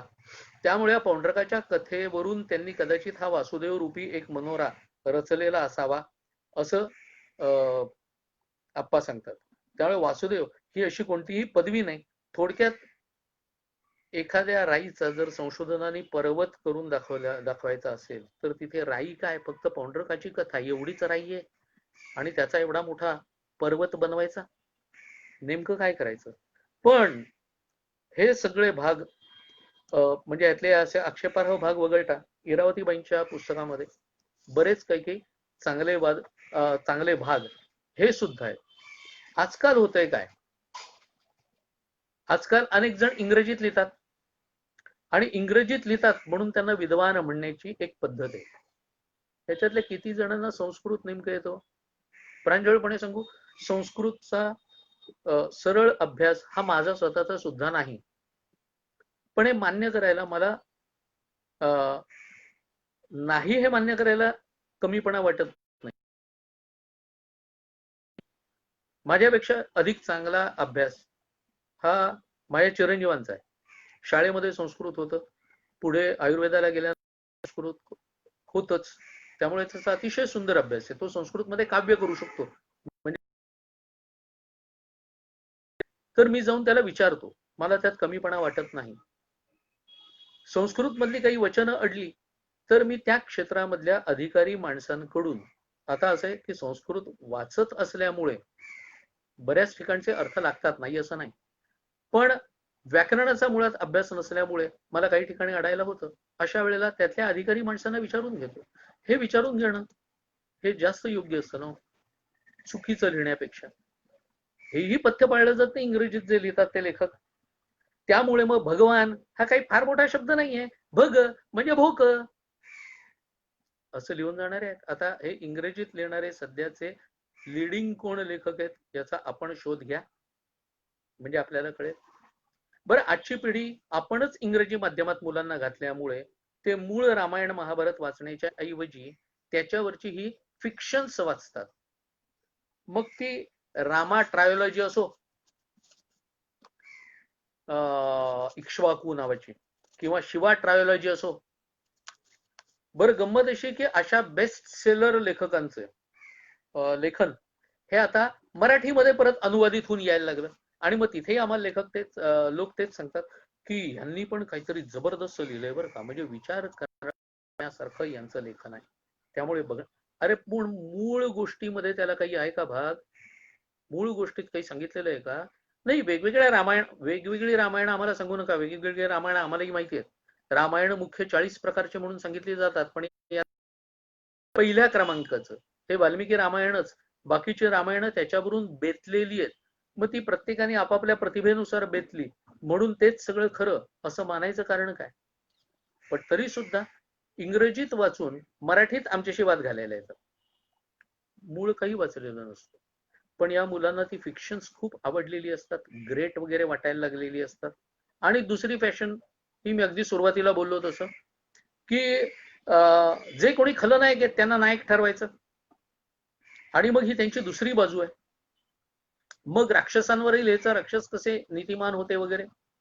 मी अशांना फक्त एकच गोष्ट विचारतो, कारण यातल्या एका माझ्या मित्रांनी मला सांगितलं की त्याच्याबरोबर नोकरीला असलेला असा एक लेखक, खरं म्हणजे सध्या तो बेस्ट सेलर आहे, नोकरीची काही आवश्यकता नाही, पण कंपनी त्याला सोडत नाही म्हणून तो नोकरी करतोय अजून, असा असलेला आणि बक्कळ पैसा कमवणारा, कारण इंग्रजीत लिहितो, इंग्रजीत त्याच्या कादंबऱ्या बेस्ट सेलर म्हणूनच जातात, आणि राक्षस कसे ग्रेट होते अशाच पद्धतीने तो लिहितो. त्यांनी त्याला बोलता बोलता सांगितलं होतं की माझ्यासमोर एक माझं उद्दिष्ट आहे की कंस, रावण वगैरे हे सगळे ग्रेट कसे होते लोकांच्या समोर मांडायचे, आणि सध्याची जी काही व्यवस्था आहे, जे काही देव वगैरे म्हटले जातात ते सगळे उद्ध्वस्त करायचे. कळलं? मगाशी मी बोललो तो यांचा अजेंडा सेट असतो, तो हा अजेंडा. तो म्हणाला, अरे काय उत्तर द्यायचं तेच माझ्यासारख्याला कळत नाही. म्हटलं अगदी सोपं आहे. त्यांना काय विचार माहितीये का? म्हटलं की ठीक आहे, आत्ताची व्यवस्था उद्ध्वस्त करायचं, याचा अर्थ आता जे देव आपण मानतो त्या जागी तुम्हाला हे देव आणून बसवायचे, बरोबर आहे? बरं ठीक आहे, तसे बसवले, मग पुढे काय? पुढे दुसरं उद्दिष्ट काय? दुसरा गोल काय तुमचा? तो जर सांगितला तर आमच्याही ज्ञानात भर पडेल. पण हे असे जे लोक लिहिणारे असतात याकडे सुद्धा बघावं लागतं. आणि मग गळा काढणारे लोक सगळ्यात जास्त आहेत आपल्याकडे. ते मगाशी बोलण्यात आलं त्यानुसार कर्णाच्या बद्दल, आणि कर्णाच्या बद्दल गळा काढता काढता कर्ण हा जन्मभर अवहेलना सोसत आलेला आहे, तो उपेक्षित राहिला. खरे उपेक्षित खरं म्हणजे पांडव होते, की वडिलांच्या निधनानंतर ज्यांना हस्तिनापूरला धृतराष्ट्राच्या आश्रयाला येऊन राहावं लागलं, एक आश्रित म्हणून तिथे जगावं लागलं, या पद्धतीने त्यांच्याकडे कोणी बघतं का? मला एक सांगा की आधी कानिन पुत्र, कुमारी असताना कुंतीला झालेला पुत्र ना, असे कानिन पुत्र आज तरी जिवंत राहतात का हो? आजच्या 21व्या शतकामध्ये गळ्याला नख लावलं जातं. अशा वेळेला त्या काळात सुमारे 5000 वर्षापूर्वी तो जिवंत राहिला, हे काय त्याचं दुर्दैव आहे? तो चर्मणवती नदीमध्ये सोडला, ती नदी जिथे कुठे आणखीन गंगेला येऊन मिळते, एवढा सगळा प्रवास, ज्या 2-3 नद्यांमधून प्रवास झाला, त्याच्यामध्ये त्याला ज्यामध्ये ठेवलेलं होतं ते कुठेही न बुडता 3-3 नद्यांमधून प्रवास करतोय, हे काय त्याच्या दुर्दैवाचं लक्षण आहे? त्यातून तो अधिरथाला भेटतोय. बरं, अधिरथ एकटाच नाहीये, त्याची बायको पण बरोबर आहे. अशा वेळेला तो त्याला नदीमध्ये मिळतोय. म्हणजे एकटा मिळाला असता तर त्याच्यावरून आणखीन घरी भांडणं झाली असती की नाही अधिरथाची. त्याच्या पत्नीने त्याला विचारलं असतं, अशी काही नदीमध्ये मुलं बिलं सापडतात काय, मला उगाच काहीतरी सांगताय काय, गंडवताय काय वगैरे. तसं न होता दोघंही नवरा बायको असताना मिळालेलं आहे. बरं, तो अधिरथ कोण आहे? तर तो धृतराष्ट्राचा सारथी आहे. आणि असं असताना त्याला कौरव पांडवांच्या बरोबर राजवाड्यामध्ये, खरं म्हणजे त्याच्या आधीपासून त्याला खेळायला मिळतंय, कारण मुळात तर त्याचं वर्णन अत्यंत तेजस्वी असं आहे. सोनेरी केसांचा, जन्मजात कवचकुंडल, दिव्य कवचकुंडल अंगात असलेला, अशा प्रकारचं हे मूल, हे कौरव पांडवांच्या पेक्षा वयाने मोठं आहे. तेव्हा त्याचे किती लाड होत असतील त्यावेळेला राजवाड्यात, हे काय त्याचं दुर्दैव आहे? कौरव पांडवांना म्हणजे राजकुमारांना शिकवायला असलेले द्रोणाचार्य आहेत. त्या द्रोणाचार्यांच्या या शस्त्रास्त्र शिक्षणाच्या करता या राजकुमारांच्या बरोबरीने त्याला सुद्धा ऍडमिशन मिळालेली आहे, हे काय त्याचं दुर्दैव आहे? राजकुमारांना मिळालेला नाही इतक्या तरुण वयामध्ये अंग देशाचं राज्य, खरं म्हणजे ते देणारा दुर्योधन तरी कोण होता? तरी सुद्धा सगळे नियम धाब्यावरती बसवून अंगदेशाचं राज्य त्याला मिळालं, हे काय त्याचं दुर्दैव होतं? पण या सगळीकडे विचार केला जात नाही. रंगवाला कसा जातो की तो कसा दुर्दैवी होता, तो कसा उपेक्षित होता. भीमाच्या बद्दल तर भीम हा लहानपणापासून अत्यंत आडदांड म्हणून सांगितलेला आहेच. खूप दांडगाई तो करायचा. बालसुलभ ही सगळी दांडगाई होती हो. त्याच्यापेक्षा 4 ते 5 वर्षांनी मोठा आहे करणं. आता अशा वेळेला अशी दांडगाई जो करतोय, म्हणजे नदीत जाऊन पाय खेचणं खाली, कोणाला तरी बुडवून बुचकळून वर काढणं वगैरे, झाडावर बसलेल्यांना पाडणं खाली झाड हलवून, ही दांडगाई तो करायचा. मग या दांडगाईबद्दल साधले तर त्याला चांडाळ नावाचं विशेषण लावण्यापर्यंत जातात. पण कर्ण त्याला दम देऊ शकत होता, तरी ऐकत नसतात, एखादी थप्पड मारू शकत होता, हे करत नाही तो. उलट उलट इतका मोठा असूनही जे भीमाच्या वयाचेच आहेत, दुर्योधन आणि भीम हे समवयस्क आहेत, त्या पांडवांच्या सगळ्या कारवायामध्ये, दुष्ट कारवायामध्ये तो स्वतःहून सामील होतोय. मग त्याच्यामध्ये एवढ्या लहान मुलाला, भीमाला साप चाववणं किंवा बेशुद्ध असताना हातपाय बांधून नदीत बुडवून टाकणं, कालकूट विष खायला घालणं, हा सगळा जो भाग आहे, हा करताना नेमकं दुर्दैव हे कोणाचं, याचाही विचार आपण करा. पण शंके पेंडसे मात्र त्यांच्या व्यक्तिदर्शन मध्ये लिहितात की आश्रमामध्ये, म्हणजे द्रोणांच्या आश्रमामध्ये कर्णाची उपेक्षा आणि उपहास होत असे, आणि अर्जुनाचे मात्र लाड, कौतुक यामुळे कर्ण मत्सर करू लागलेला होता आणि त्यांच्यात वैमनस्य निर्माण झालं. आधार काय याला? स्वतःच काहीतरी तर्कट रचलं आणि तर्काने निर्माण केलेली एक कथा ही सांगून टाकली. खरं म्हणजे लक्षभेदाच्या वेळेला बाकीचे सगळे हरले, अगदी युधिष्ठिराला सगळ्यात पहिल्यांदा बोलवलेलं होतं तो सुद्धा हरला, कारण लक्षभेदाच्या वेळेला बाकीचं सगळं दिसतंय, हे जे सांगणार होते त्या सगळ्यांना बाजूला करून टाकलेलं आहे.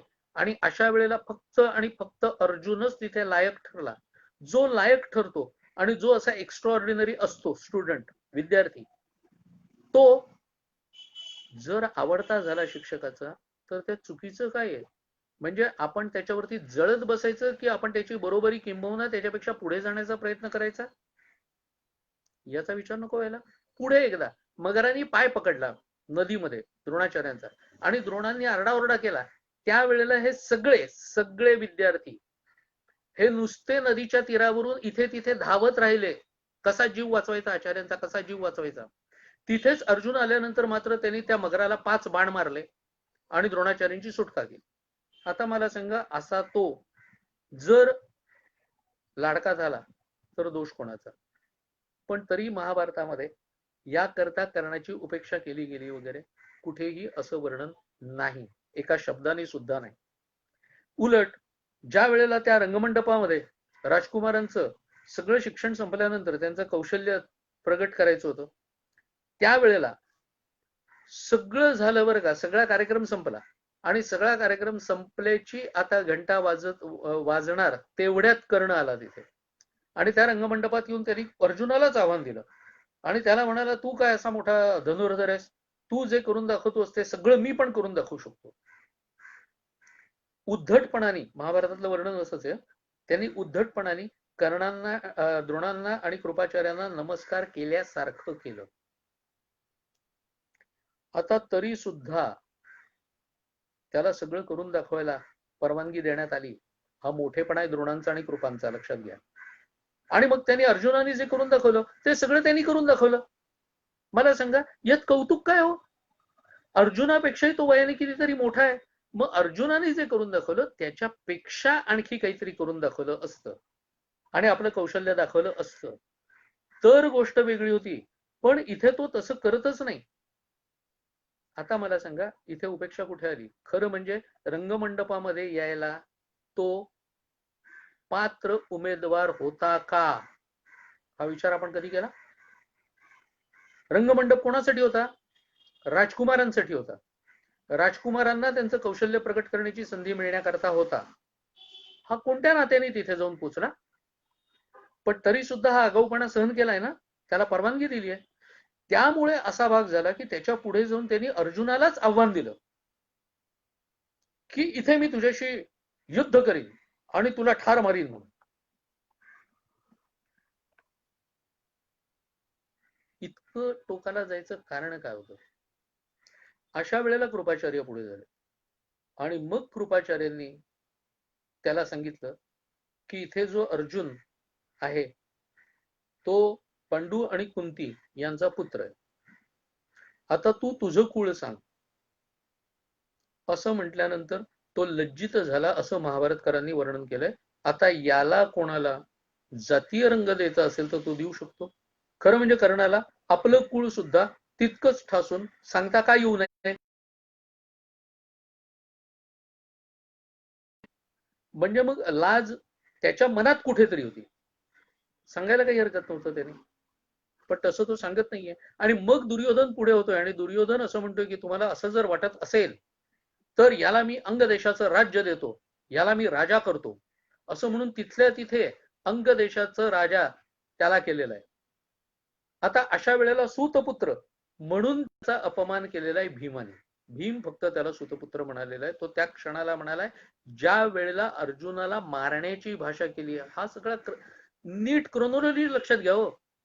क्रमाने प्रसंग लक्षात घ्यायचे तर भीमाचा संताप कळेल, अन्यथा कळणार नाही. आता तो सूतपुत्र म्हटल्याबद्दल जर राग धरायचा असेल तर पुढे अनेक वेळेला अनेक प्रसंगी स्वतः दुर्योधन त्याला सूतपुत्र म्हणालेला. त्याला तुम्ही काय करा. आणि तेव्हा मात्र कर्णाला राग येत नाही. म्हणजे दुर्योधन म्हणतो तेव्हा त्याला राग येत नाही. मग भीम म्हणाला म्हणून त्याला राग आला असं जर कोणी तर्क केलेला असेल तर मग त्याला आपण तर्कट म्हणू शकत नाही का? मग सुतपुत्र म्हणून त्याला ब्रह्मास्त्र विद्या मिळाली नाही. त्या काळचे नियम लक्षात घ्यायला लागतात हो. ब्रह्मास्त्रासारखं भयानक संहारक अस्त्र कोणाच्या हाती जावं. गुरुकुलामध्ये जो शिष्य ज्याला जी विद्या देणं योग्य वाटेल गुरूंना त्याला ती विद्या दिली जायची. त्या काळामध्ये पैसा फेको आणि विद्या घ्या अशा प्रकारचा भाग नव्हता. जो जितकं जास्त डोनेशन देईल त्याला तिथे ऍडमिशन हा प्रकार नव्हता. गुरुजन ठरवायचे. आणि म्हणून अतिसंहारक अस्त्र हे अविचाराने न वागणाऱ्याच्याच हातात जावं ना. तरी द्रोणांनी पुत्रप्रेमाने अश्वत्थाम्याला दिलं. इथे त्यांचं पुत्रप्रेम एवढंच, याच्या पलीकडे काही नाही. पण त्यांनी अर्जुनाला देताना सुद्धा त्यालाही सांगितलं की अतिसंहारक आहे. हे तुझ्या ताकदीचा एखादा वीर असेल, तुझ्यापेक्षा जास्त संहारक ताकदीचं जर कोणी असेल तरच तू याचा प्रयोग करायचा. सामान्य माणसावर याचा प्रयोग करायचा हे सगळं त्याला सांगितलेलं आहे. आणि मग त्याला ती विद्या दिली. अशा वेळेला तुम्ही देत नसाल तर मी बाहेरून मिळवीन वगैरे अशा प्रकाराने सांगून म्हणजे एका प्रकाराने गुरुचा अपमान करून कर्ण गेलाय तिथून. आणि हा सत्य प्रतिज्ञ वगैरे असलेला कर्ण गेला कोणाकडे? परशुरामांच्याकडे. परशुरामांच्या जवळ खोटं काय सांगितलं की मी तुमच्याच कुळातला आहे कारण माझं गोत्र भृगूच आहे असं म्हणून त्यांनी ती विद्या मिळवली. जेव्हा त्यांना कळलं तेव्हा त्यांनी आयत्या वेळेला तुला आठवणार नाही ही शापित झाली त्याची विद्या. आणि त्याच काळामध्ये तिथेच असताना यज्ञीय गाय त्याच्या हातून मारली गेली. या करता त्याला मिळालेला शाप असे 2 शाप घेऊन तो परत आलेला आहे की ऐन युद्धाच्या वेळेला तुझ्या रथाचं चाक हे भूमीत रुतेल. म्हणजे मग त्याची विद्या ही शापित झालेली आहे. एकीकडे असं बोलून सुद्धा. आणि दुसरीकडे एक गोष्ट लक्षात घ्यायची की त्या काळामध्ये अशा पद्धतीने ज्ञातीचा उल्लेख करून बोलणं वगैरे ही परंपरा असल्यासारखं दिसतो. विदुरांचा तसा उल्लेख केलेला आढळतो. इतकंच नाही, सूतपुत्र म्हणून कर्णाची अवहेलना केली गेली असं जर कोणाला वाटत असेल तर मग विदुरांबद्दल सगळ्यांनाच माहिती होतं. विदुरांची नाही ती कोणी अवहेलना केलेली. विदुर तर महामंत्री आहेत आणि त्या पदाचा व्यवस्थितपणे ते निर्वाह करतायत. सगळे पांडव हे त्यांच्या समोर नम्र आहेत, लीन आहेत. केवळ काका म्हणून नाही तर ते किती विद्वान आहेत, त्यांचा अधिकार काय आहे हे सुद्धा जाणून असल्यामुळे ते हे सगळं लक्षात घ्यायला पाहिजे. पण हे लक्षात न घेता आम्ही हे काही भाग लावतो. मग द्रौपदी स्वयंवराच्या मध्ये तिथे तरी कर्ण पात्र होतं का? कारण धृष्टद्युम्नाने जे सांगितलंय आधीच सांगितलेलं आहे ना, कुलेन रूपेण बलेन युक्ता. कुल, रूप आणि बळ या तिन्ही जो युक्त असेल तोच पात्र आहे. मग जर याला माहिती आहे की आपलं कुळ याला पात्र नाही, तरी सुद्धा यांनी तिथे भाग का घेतला हा प्रश्न पडतो का हो? आम्हाला प्रश्न काय पडतो माहितीये का? द्रौपदीने त्याचा अपमान केला, नाहम बर्यामी सुतम असं म्हणत. गंमत अशी आहे की द्रौपदीची ही वाक्य ही अनेक प्रतींमध्ये नाहीच आहेत ते श्लोक. दाक्षिणात्य प्रतीमध्ये नाहीयेत, नीलकंठी प्रतीमध्ये नाहीयेत आणि संशोधित आवृत्तीत सुद्धा नाहीयेत. मग जे नाहीयेत ते आम्ही खरे धरतो, पण कर्ण तिथे जायला पात्र होता की नव्हता याचा विचार करत नाही. बरं, गंमत म्हणजे याच्या मागचे पुढचे पण श्लोक बघावे लागतात. त्या श्लोकांच्या मध्ये उल्लेख असा आहे की कर्ण, दुर्योधन आदी वीरांनी उठून ते धनुष्य सिद्ध करायचा प्रयत्न केला, पण यातले कित्येक जण धनुष्य उचलूच शकले नाहीत, तर प्रत्यंच्या लावणे दूरच. आता इथे कर्णाचं नाव घेतलेलं आहे, याचा अर्थ तो स्वतः धनुष्य सिद्ध जो करू शकला नाही, तिथे त्याचा अपमान होण्याचा काहीही संबंध येत नाही. हे सगळे भाग लक्षात घेण्याकरता हे नीट वाचावं लागतं. जर नीट वाचलं नाही तर मग कठीण होतं. आणि मग द्रौपदीला स्वयंवरात जिंकले कोणी? अर्जुनानी. अर्जुनानी जिंकल्याबरोबर कर्णाने त्याला ललकारलंय, युद्ध करायला सुरुवात केली त्याच्याबरोबर. तिथेच त्या मंडपात सगळे कौरव सुद्धा सिद्ध झाले आणि तेव्हा अर्जुनाकडून मार खाल्ल्यानंतर मात्र तो विचारतोय की असं आहे की इथे लढाई वगैरे नको, आणि त्यातून तू ब्राह्मण आहेस, त्यामुळे अशा वेळेला तुझ्यावरती असं शस्त्र वगैरे उगारणं हे योग्य नाही. पश्चातबुद्धी आहे नाही, हे आधी सुचलं नाही, मार खाल्ल्यानंतर मात्र सुचलं. हे शौर्य बरं का, करण्याचं शौर्य म्हणून जे काही सांगितलं ना, कर्ण शूर होता, शूरतेबद्दल माझं काहीच म्हणणं नाही, पण शौर्याच्या बाबतीत आणि सगळ्याच्या बाबतीत तो अर्जुनाच्या बरोबरीचा, किंबहुना त्याच्याबद्दल काकणभर श्रेष्ठ वगैरे वगैरे म्हटलं ना, त्याच्या शौर्याच्या बद्दल खुद्द महाभारतातले दाखले जे आपणही दिलेले आहेत ना, ते बघा. या मुलांचं शिक्षण जेव्हा झालं त्यावेळेला गुरुदक्षिणा काय सांगितली होती? तर द्रोणांनी सांगितलं होतं की द्रुपदाला पकडून आणा, कारण द्रुपदाच्या बरोबरचं असलेलं त्यांचं आधीचं भांडण, त्याकरता त्यांनी केलेली प्रतिज्ञा, त्या म्हणून त्यांनी सांगितलं की द्रुपदाला पकडून आणा. आता पकडून आणा म्हटल्यानंतर कर्ण, दुर्योधन वगैरे सगळे कौरव वीर लगेच उतावीळपणे आधी धावले आणि त्यांनी हल्ला केला. झालं का या हल्ल्यामुळे? जितक्या वेगाने गेले तितक्याच वेगाने मार खाऊन परत आले. मग पांडव गेलेत आणि तिथे अर्जुनाने पराक्रम गाजवला आणि अर्जुनाने त्याला पकडून आणलं. कर्णाची गंमत अशी आहे ना की कर्णाच्या पराक्रमापेक्षा त्याची आत्मप्रौढी हीच सगळ्यात जास्त. म्हणजे कर्ण पराक्रमी किती आहे हे कर्ण स्वतःच्याच तोंडाने स्वतःच बोलत राहतो. बाकी पराक्रम दिसत नाही, फक्त तोंडाचा पराक्रम हा सगळ्यात जास्त दिसतो, कारण तो आत्मप्रौढी ही कायम कायम मिरवत असलेला आपल्याला दिसतो. राजसूय यज्ञाच्या वेळेला जो दिग्विजय करण्यात आला ना, त्या दिग्विजयामध्ये लढाई आहे, 4 दिशांना गेलेले वीर हे तिथल्या तिथल्या राजांशी लढणार आणि राजे पराभूत आपल्या बरोबर आणणार आणि त्या यज्ञामध्ये सहभागी, हा सगळा त्या राजसूय यज्ञाचा भाग आहे. तसा अंगराज्यावरती चालून गेलेला आहे भीम, आणि भीमानी कर्णाला पराजित केलंय. लक्षात ठेवा, गदा युद्धात नाही, मल्ल युद्धात नाही, धनुर्युद्धात. मग भीम हा कर्णापेक्षा अधिक चांगला धनुर्धर होता असं म्हणायला काय हरकत आहे? तसं कोणी म्हणते किंवा दाखवते का? बरं, भीमाकडून पुढे पण अनेक वेळा मार खाल्लाय बरं का. मांडल याच्या घोषयात्रेच्या वेळेला द्वैतवनामध्ये पांडवांना जाऊन खिजवावं ही मूळ कल्पना होती कर्णाची. त्याकरता द्वैतवनात हे सगळे आले. पांडव त्यावेळेला वनवासात होते तेव्हाची गोष्ट सांगतोय. आणि तिथे आल्यानंतर जे गंधर्व जलक्रीडा करत होते त्या गंधर्वांच्याकडे बघून दुर्योधनाला असं वाटायला लागलं की आपण जलक्रीडा करावी, आणि म्हणून त्यांनी त्या गंधर्वांना तिथून निघून जायला सांगितलं. आता गंधर्व आपल्या जागा सोडून का जातील? म्हणून गंधर्वांनी युद्धाची तयारी केली आणि त्यांच्याबरोबर जे युद्ध झालं कौरवांचं, त्यात सगळ्यात पहिल्यांदा दुर्योधनाला सोडून, म्हणजे ज्यांनी सांगितली द्वैतवनात जायची, तो कर्ण दुर्योधनाला तिथे ऐन रणक्षेत्रामध्ये सोडून विकर्णाच्या रथावरती बसून पळून गेलेला आहे. दुर्योधन कैद झालाय. गंधर्वांकडे. जेव्हा युधिष्ठिराच्या कानावर ही बातमी गेली तेव्हा युधिष्ठिराने सांगितलं की घरातल्या घरात जे काही आपलं वितुष्ट असतं त्यावेळेला आपण 5 आणि ते 100, पण बाहेरचा कोणी जर चालून आला तर वयम पंचाधिकम शतम, आपण 105 याप्रमाणे आपण वागायला हवं. आणि या कारणाकरता दुर्योधनावरती हल्ला झालेला आहे तेव्हा दुर्योधनाला सोडवून आणा. आणि मग पांडव गेलेत. युधिष्ठिराच्या म्हणण्याचा मान राखलाय आणि दुर्योधनाची सुटका केली. दुर्योधन अतिशय मानी होता. त्याला या सुटकेचं सुद्धा इतकी लागलं, त्याच्या स्वाभिमानाला बसलं. त्यामुळे त्यांनी जिथे मुक्काम होता तिथे तंबूत त्यांनी सांगितलं की मी प्रायोपवेशन करणार, कारण मला पांडवांनी सोडवावं, ज्यांना खिजवायला आम्ही आलो होतो त्यांनी सोडवावं, त्यामुळे प्रायोपवेशन करून मी देहत्याग करणार. अशा वेळेला कर्ण तिथे आलाय बरं का. आणि कर्णाने त्यावेळेला मात्र किती अहंकारी भाषा आणि कोती मनोवृत्ती दाखवणारी.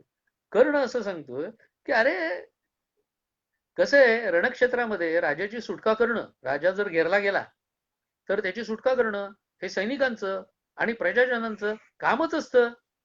पांडव हे तर काय तुझे प्रजाजन आहेत, त्यामुळे पांडवांनी तुझी सुटका केली हा त्यांचा धर्म आहे, ते काही फार मोठं त्यांनी केलंय असं नाहीये. त्यामुळे अशा गोष्टी काही मनाला लावून घेऊ नकोस. उत्तर गोग्रहणाचा प्रसंग आठवा. त्यावेळेला विराट रणगरीवरती चाल करून जाऊन तिथलं गायी हरण करून आणणं हा जो कौरवांचा डाव होता, ज्याच्यामध्ये खरं म्हणजे या अशा क्षुल्लक गोष्टीकडे आपण जाऊ नये असं द्रोण सांगत होते. त्यावेळेला भर सभेमध्ये त्या द्रोणांची सुद्धा खिल्ली उडवलेली कर्णाने. आणि ही खिल्ली उडवल्यानंतरही द्रोण काहीही बोलले नाही.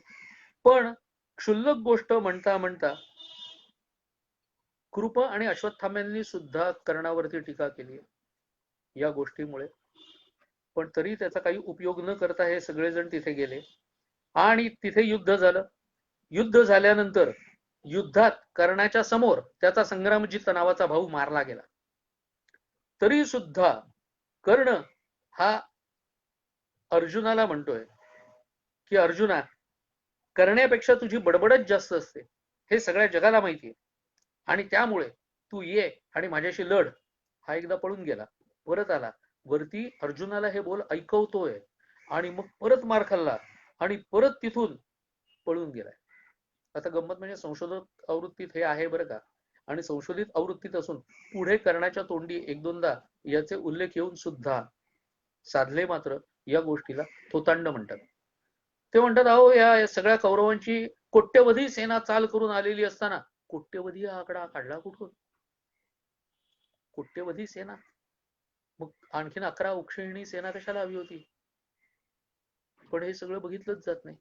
सगळी मिळून जर 11 आणि 7 18 उक्षयणी सेना जरी कौरवांची म्हटली तरी महाभारतीय युद्धामध्ये एकूण सैन्य सेना ही 40 लाखाच्या आसपास भरते. मग इथे कोट्यवधी सेना ही आली कुठून? पण हे भाग बघितले जात नाही. असं काही वेळेला होतं. अर्थात एक आहे की कर्णाने स्वतः शल्य पर्वामध्ये स्वतःच्या तोंडाने कबुली दिलेली की विराट नगरीच्या वेळेला गोग्रहण प्रसंगी एकट्या अर्जुनाने आम्हाला सगळ्यांना जिंकलेलं होतं. नुसत्या गाईच नेल्या नाहीत तर आमची वस्त्र पण नेली, उत्तरीय ही पळून नेलेली होती. त्यामुळे कृष्णासह त्याला रथावर बसून येताना बघून मला भय दाटलेला आहे. असे अनेकानेक प्रसंग हे कर्ण चरित्रामधले सांगू शकतो बरं का. परत एक आहे की वेळ हा सुद्धा एक भाग बघावा लागतो, आणि त्यामुळे मुद्दाम आपल्याला सांगतो की या भारतीय युद्धामध्ये सुद्धा पहिले 10 दिवस कर्ण आहे कुठे युद्धामध्ये? का? भीष्म त्याला रथी म्हणाले नाहीत म्हणून. महारथी तर नाहीच पण मी याला रथी सुद्धा म्हणायला तयार नाही. पण त्याच्या पुढे त्यांनी सांगितलेलं आहे की कारण याची विद्या ही शापित आहे. असं असल्यामुळे काही चुकीचं बोलले असं वाटत नाही. म्हणून कृष्ण तो म्हणतोय कृष्णाचं महत्व काही असो, अर्जुनाचं महत्व काही असो, पण भीष्म मला हे बोलले म्हणून मला खूप लागलं आणि म्हणून मी धनुष्य आत्ताच्या आत्ता खाली टाकतो. तेव्हा भीष्म म्हणतो की हा भलताच सत्य प्रतिज्ञा आहे. आता म्हणत होता की मी एकटाच निवडक सैन्य घेऊन जातो आणि पांडवांना पराजित करून येतो, आणि लगेच सांगतोय शस्त्र टाकून की भीष्म असेपर्यंत मी लढणार नाही. त्यामुळे कर्ण हा आत्मश्लाघा करणारा आणि माझ्या दृष्टीने हा अतिरथी तर आहोच, पण रथी सुद्धा नाही, कारण यांनी याची कवच कुंडल सुद्धा गमावलेली आहेत. हा विजय होऊ शकत नाही. दुर्गाबाई मात्र लगेच म्हणतात, कर्णाची पाळी आली तेव्हा साऱ्यांच्या देखत भीष्म म्हणाला की हा अर्धरथी आहे, सूतपुत्र महारथी होऊ शकत नाही. अंगराज झाला तरी सारथ्याचं पोर अखेर अर्ध्या रथाचंच वाटेकरी असतं. भीष्माच्या तोंडून गतानुगतिक जातीय परंपराच बोलत होत. संदर्भ काय? काहीही संबंध नाही. अर्धरथी त्याकरता म्हटलेलं नाही, त्याला सूतपुत्र म्हटलेलं नाही, त्याला सारथ्याची जागा कुठे म्हणून भीष्मांनी म्हटलेलं नाही. म्हणजे मग जातीयवाद अशा लेखनातून आकारण कोण काढतं, याचा सुद्धा विचार व्हायला पाहिजे. थोडक्यात ह्या सगळ्या वेगवेगळ्या लेखनाचा जेव्हा आपण विचार करतो तेव्हा आप्पांचा हा ग्रंथ जो आहे तो किती महत्वाचा आहे ते आपल्याला कळतं. नुसतं इतकंच नाही, विचार फक्त हा ग्रंथ वाचायचा आणि आपल्या संग्रहात आहे याचं समाधान मानायचं असं नाही करायचं. तर हा वाचून याच्यावरून प्रेरणा घेऊन मूळ महाभारत वाचणं, ते वाचून पुढे जाणं, आणि असे जे कोणी खोटे भाग टाकत असतील त्यांना मूळ संदर्भ विचारावे. आम्ही मूळ संदर्भ विचारत नाही. काही काही जण संदर्भ देतात बरं का, पण तो अर्धा असतो किंवा पूर्वीचा आणि पुढचा असे संदर्भ नीट दिलेले नसतात, ज्याच्यामुळे संगती लागणं हे शक्य नसतं. त्यामुळे असे अर्धवट श्लोक टाकणाऱ्यांपासून सुद्धा सावध राहायला पाहिजे. बुद्धिभेद करणाऱ्यांच्या पासून सावध राहायलाच पाहिजे. कादंबरी ही कादंबरी म्हणून वाचा, महाभारत म्हणून वाचू नका, कारण त्याचा आणि महाभारताचा काडीचाही संबंध नसतो. मूळ समजून घ्यायचं असेल तर मुळातून वाचायला पाहिजे, किंवा त्याच्यावर अधिकारी माणसांनी, मगाशी जसं भाषाश्री हरदास वगैरे सांगितले, अशा प्रकाराने अधिकारी माणसांनी जे लिहिलेलं आहे ते वाचायला पाहिजे, आणि ते आपण ठणकावून आणखीन लोकांच्या पुढे मांडायला पाहिजे. तर आज आत्ता जे काही बोललो ना त्याचा खऱ्या अर्थाने उपयोग होईल, आणि या आप्पांच्या जन्मशताब्दी वर्षाच्या मध्ये ती खऱ्या अर्थाने आपण आपल्या गुरूंना वाहिलेली आदरांजली ठरू शकेल. आपण शिष्य म्हणून आपलं जे कर्तव्य आहे त्या कर्तव्याचा निर्वाह. आता मला कोणीतरी विचारतं मग अशा वेळेला, काही सगळेच कुठे हो तुमच्यासारख्या व्याख्यान प्रवचनकार असतात किंवा साहित्यिक असतात. म्हटलं काही हरकत नाही. विचार हा करायचा ना की मी माझ्या परीने काय करू शकतो. मी जर समूहावर असेल, समाज माध्यमांवर असेल, तर तिथे मी व्यक्त व्हावं, मी चर्चांमध्ये व्यक्त व्हावं. मला जिथे काही खोटं दिसलं तर मी वर्तमानपत्रात किमान पत्र लिहू शकतो, ईमेल करू शकतो. लक्षात घ्या, when there is a will there is a way. इच्छा असेल तिथे मार्ग सापडतो, आणि अशा प्रकारचा मार्ग जर आपण शोधून काढला तर अधिकस्य अधिकम फलम, इतकंच लक्षात ठेवा. आणि आपण सगळ्यांनी चांगला प्रतिसाद दिला. माझं फक्त म्हणणं एवढंच आहे की हा व्हिडिओ अधिकाधिक लोकांच्या पर्यंत शेअर करा, तर विचार अधिकाधिक लोकांच्या पर्यंत जातील. विचारांचा प्रसार होणं हे आपलं ध्येय आहे, आणि ते चांगल्याचा कारण प्रसार व्हायला पाहिजे. तेव्हा तसा होणं हे सगळ्यात महत्वाचं आहे. एवढ्याच कारणाकरता एवढं सगळं आपण करावं इतकंच सांगतो, आणि माझ्या वाणीला विराम देतो. वंदे मातरम.